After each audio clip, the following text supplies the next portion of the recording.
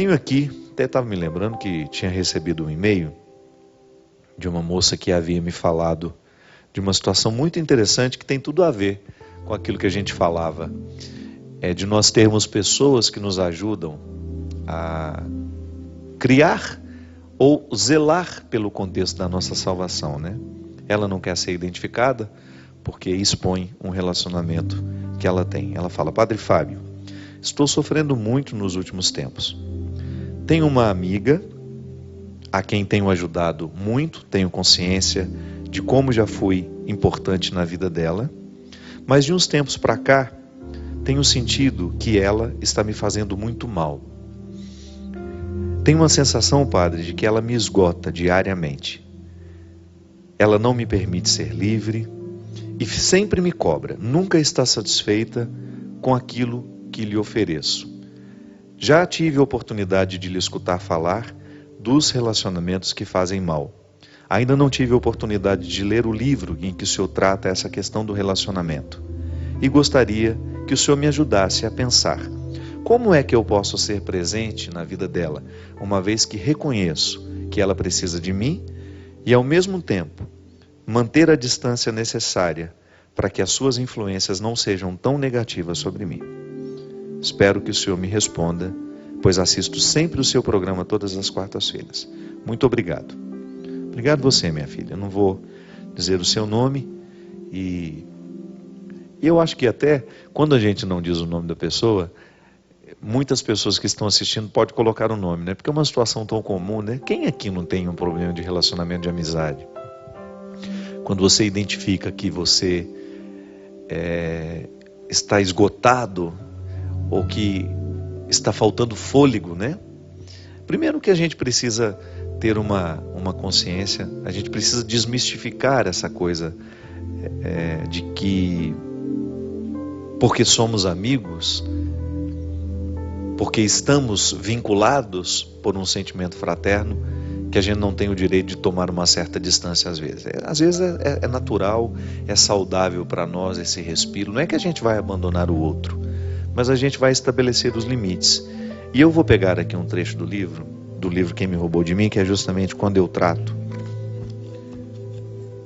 essa questão da perda da pertença, que é uma coisa muito perigosa, quando eu reflito aqui o contexto das amizades, que está na página 79. Você que tem um livro, se depois quiser pegar para acompanhar, né, ou até refletir um pouco além do que a gente vai refletir aqui.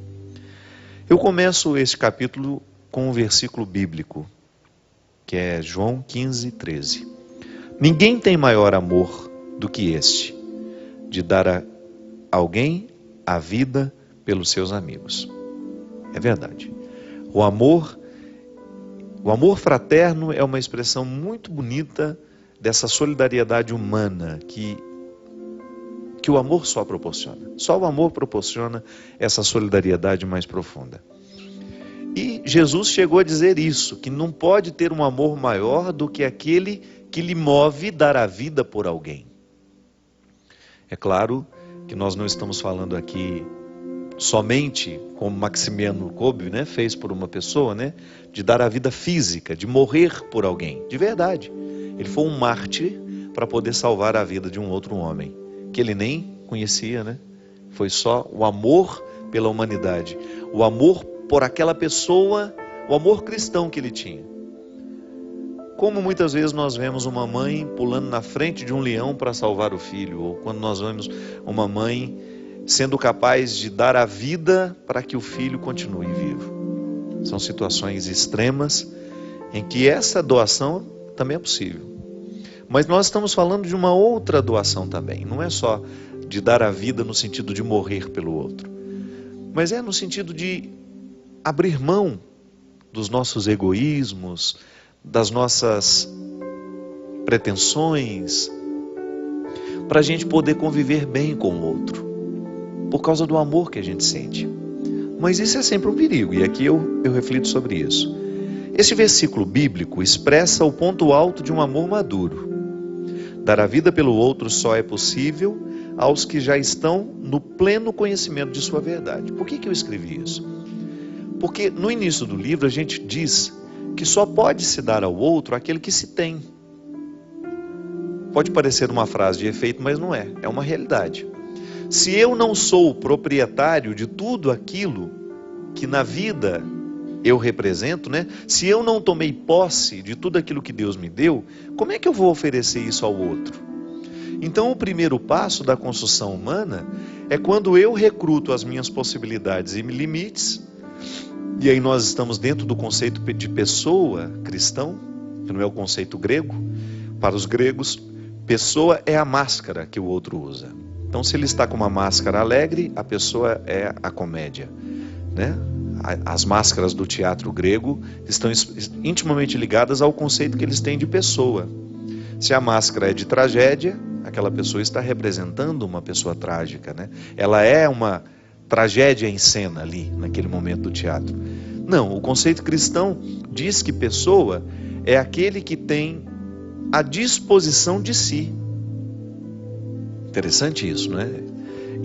Eu disponho do que sou. Então eu sou proprietário porque eu já tomei posse, eu já sei quem eu sou, eu não tenho ilusões sobre mim. Claro que uma outra ilusão a gente acaba tendo. Mas eu sei das minhas possibilidades, dos meus limites, e eu posso arregimentar tudo isso de maneira a me oferecer ao outro. Então isso é muito saudável. Ao longo da nossa vida, a gente tomar posse de quem nós somos. Eu sei dizer o que eu posso e o que eu não posso. Eu não vou me aventurar a viver uma vida que não é a minha. Eu quero viver a vida que eu posso viver. Mas o trecho do Evangelho de João é muito perigoso. Uma interpretação unilateral dessa passagem pode ser desastrosa. Amor é doação. Ninguém pode negar isso.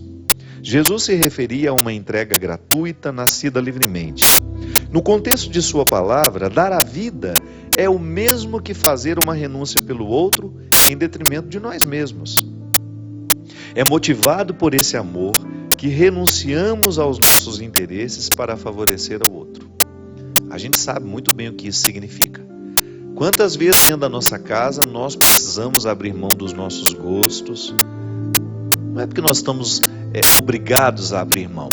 É porque é bom você também fazer o que o outro gosta, não é assim? E é nessa equação que a gente vai fazendo a nossa casa dar certo.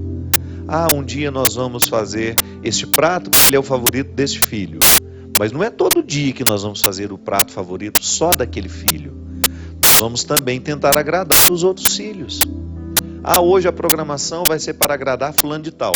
E todo mundo vai tentar se colocar dentro de um contexto de doação e até mesmo descobrindo o sabor que é do outro. Isso é uma maneira interessante de amar e de viver essa doação.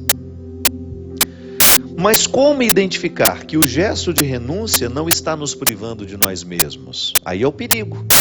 Até que ponto eu posso favorecer o outro sem que eu gere um prejuízo essencial na minha vida? Como saber se o contexto de nossa doação está realmente sendo gestado pela nossa liberdade interior? Ou então, como descobrir se nossa doação alimenta uma relação onde o outro nunca se dispõe a se doar, mantendo assim um vínculo que impede o seu amadurecimento? Porque isso acontece demais. Às vezes dentro da nossa casa, nos relacionamentos que nós estabelecemos, a gente nunca quer contrariar o outro, para ele não se aborrecer. Então a gente se aborrece o tempo todo, a gente fica contrariado o tempo todo, porque a gente não quer que o outro se aborreça. Mas isso não é justo. Quem disse que o amor tem de nos colocar o tempo todo na necessidade de não aborrecer o outro? Sim, o amor verdadeiro, maduro, comporta aborrecimentos. Se o outro não puder se aborrecer, ele vai ficar imaturo. Se eu ficar o tempo todo privando o outro de ser aborrecido, nós geramos até uma estrutura injusta dentro das nossas casas. É aquela velha história.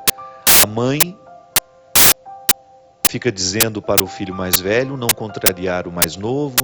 Não, o seu irmão, ele isso e aquilo. E de repente o tempo vai passando, o irmão mais velho nunca pode contrariar o mais novo, e sem perceber, a mãe criou um monstro dentro de casa porque não pôde ser contrariado. Minha gente, a contrariedade na hora certa, do jeito certo, ela só nos ajuda. Você já imaginou se você tivesse crescido sem ser aborrecido? É o início do nosso programa hoje. Tantas vezes as situações são contrárias. Tantas vezes eu sou machucado. Se eu for olhar para aquilo que me machucou na vida, é claro que eu não gostaria de passar por tudo isso de novo. Mas é inegável que aquilo que me machucou é o que mais me amadureceu. O amadurecimento brota daquilo que me machuca. Então, quando nós privamos o outro de não ser aborrecido, de não ser contrariado, de não receber um não, uma privação que será positiva para ele, nós o privamos do seu amadurecimento. Aí eu pergunto, é justo interpretar essa passagem bíblica do dar a vida pelo seu amigo, desconsiderando que num relacionamento de amizade, a doação não pode ser responsabilidade de uma só pessoa? Essa questão é muito interessante. Precisamos salvaguardar a perspectiva evangélica de que não podemos cobrar reciprocidade quando amamos, mas também não podemos permitir que sejamos mantenedores de uma amizade cuja estrutura depende unicamente de nossa doação. Acontece muito. Vez em quando nos deparamos com pessoas esgotadas afetivamente. Interpretaram o dar a vida pelos amigos como um fardo e não como uma possibilidade. Porque lhes faltava um amadurecimento que nos permite agir livremente, porque estavam presas nas suas necessidades, experimentaram o lado sombrio do amor. O preceito bíblico, dar a vida pelos seus amigos, é sempre bem-vindo, mas precisamos investigar constantemente o avesso de nossa conduta. A doação que fazemos ao outro nunca pode nos retirar de nossa inteireza. Mas como saber se estamos inteiros e no caminho certo? É simples. O amor verdadeiro nunca nos esgota, pois ele brota de nossa liberdade interior. Numa relação madura, as partes não se cansam. Pode até haver conflito, mas nunca o esgotamento da disposição de continuarem juntos.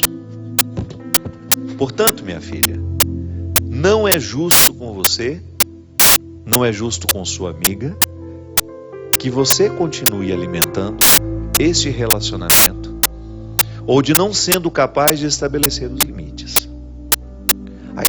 Quando nós estabelecemos o limite para o outro, a gente salva o outro com a nossa orientação, porque estabelecer não é outra coisa senão orientar.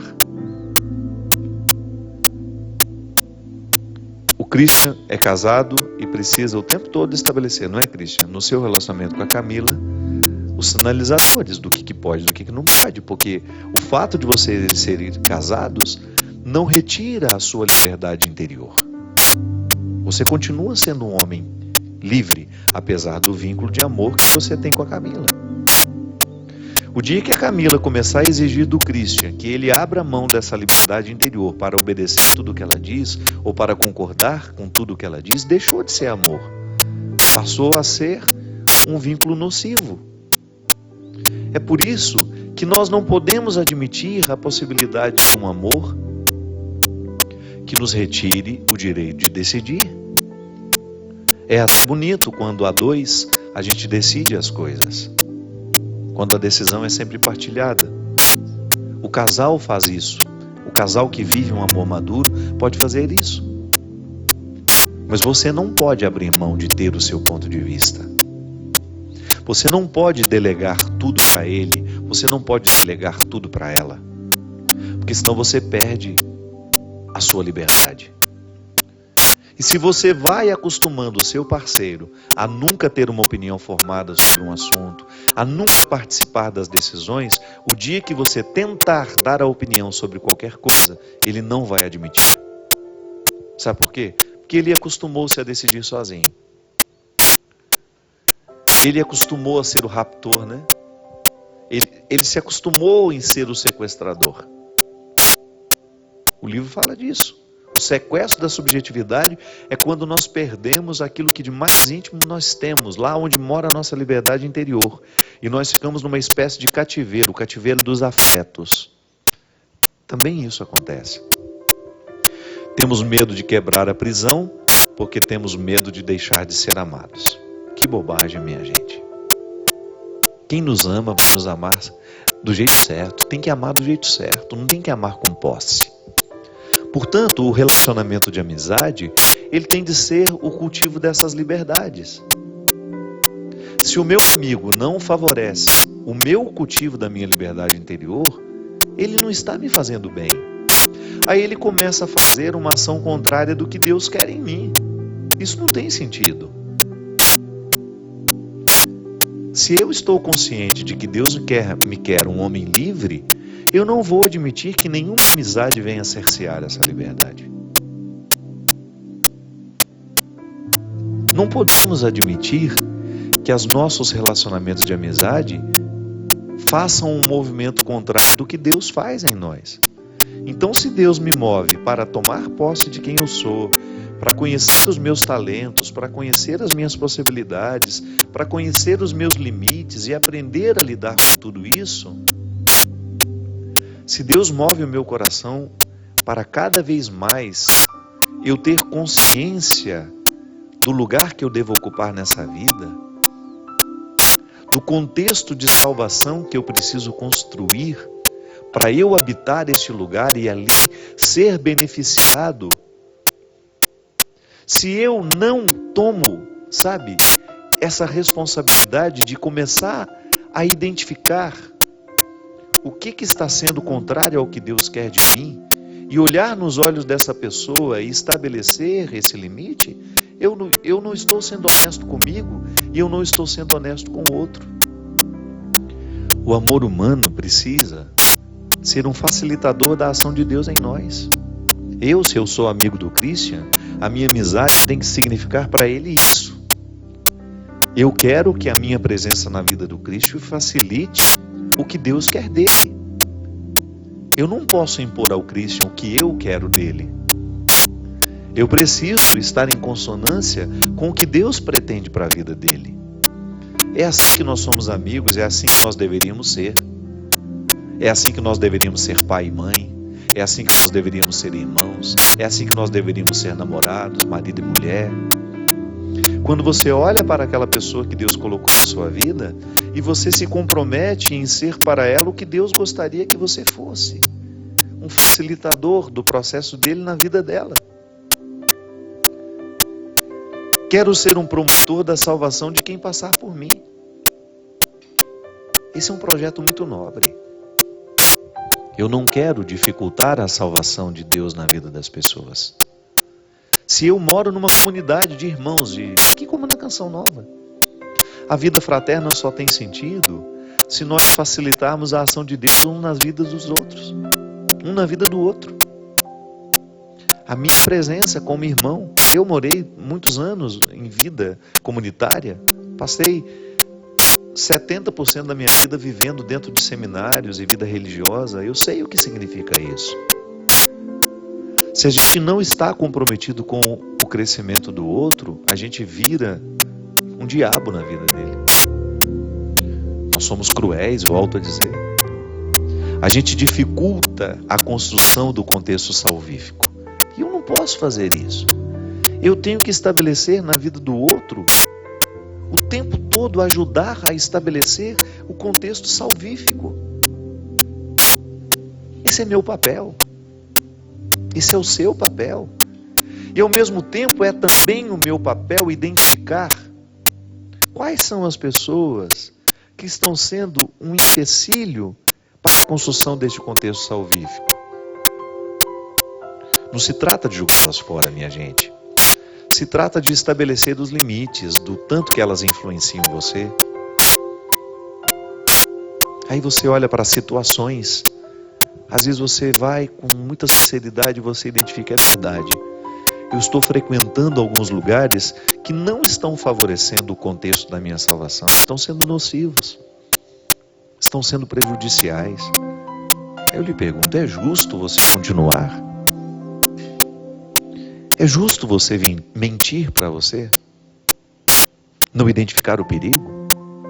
Precisa identificar esse perigo. hoje você tem a oportunidade de olhar para a sua vida de maneira muito concreta. O que lhe faz ser melhor?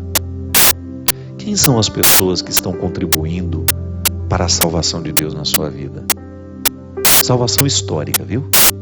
Não estou falando daquela depois da morte, não. Essa depois da morte é só uma consequência da salvação que a gente escolhe hoje. Você está sendo um instrumento de salvação na vida de alguém? O contrário também precisa ser perguntado. Quais são as pessoas que estão dificultando a sua salvação? Quais são as realidades que estão dificultando? Será que você está dificultando a salvação de alguém? Será que ao invés de promover um contexto salvífico, você está promovendo um contexto de destruição na vida daquela pessoa? Queria que os traficantes estivessem assistindo isso agora, para que eles pudessem pensar que o dinheiro que eles estão ganhando é um dinheiro sujo demais, porque está matando muita gente. Ou aquilo que nós estamos promovendo está gerando vida ou está gerando morte? Pedir a Deus um coração semelhante ao Filho dele é a gente esmiuçar o contexto da nossa vida, é a gente ser prático. O que eu estou fazendo com a minha vida e com a vida daqueles que estão próximos a mim? Cristianismo é isso, minha gente. É a gente tomar a consciência,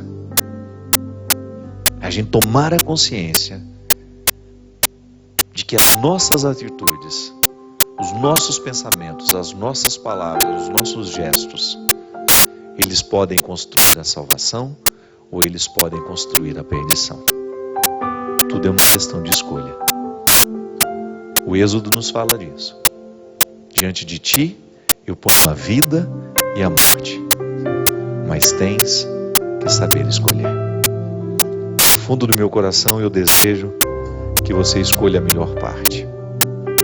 Que você seja capaz de olhar para o contexto da sua vida e fazer as transformações necessárias para que você seja salvo e para que você seja um instrumento de salvação na vida de quem estiver próximo a você. Derrame sobre nós a bênção e a proteção do céu, Deus Todo-Poderoso, Pai, Filho e Espírito Santo.